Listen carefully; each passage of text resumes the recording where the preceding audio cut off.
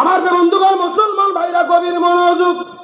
শেষ কথাগুলো সুন্দর করে আবেগ অনুভূতিতে আস্তে করে মাথার মধ্যে ঢুকানোর চেষ্টা করবেন, ঠান্ডা মাথায়।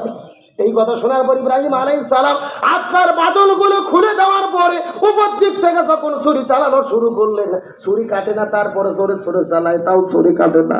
নিজ থেকে ইসমাইল ডাকতে বলে, বাবা আরো জোরে ছুরি চালান, বাবা আরো জোরে ছুরি চালান, তারপরেও ছুরি তো কাটে না। ইসমাইল ডাকতে বলে, বাবা আমার প্রতি মহব্বত করবেন না, ভালোবাসা দেখাবেন না? আমার প্রতি ভালোবাসা দেখাইতে গিয়ে আল্লাহর হুকুম যদি লঙ্ঘন না হয়ে যায়, বাবা আপনি আরো জোরে ছুরি চালান, আরো জোরে ছুরি চালান। ছুরি চালাইতে চালাইতে যখন ইসমাইলের গলা কাটে না, হযরত ইব্রাহিম ছুরিটা টান দিয়ে এমন জোরে ফেলে দিয়েছে, বিশাল বড় একটা পাথরের সঙ্গে লাগার সঙ্গে সঙ্গে ওই পাথরটা দুই ভাগ হয়ে গেছে। সঙ্গে সঙ্গে পাথরের জবান খুলে গেল। ডাকতে বলে, ইব্রাহিম তোমাকে আল্লাহ তাআলা একবার কুরবানি করতে আদেশ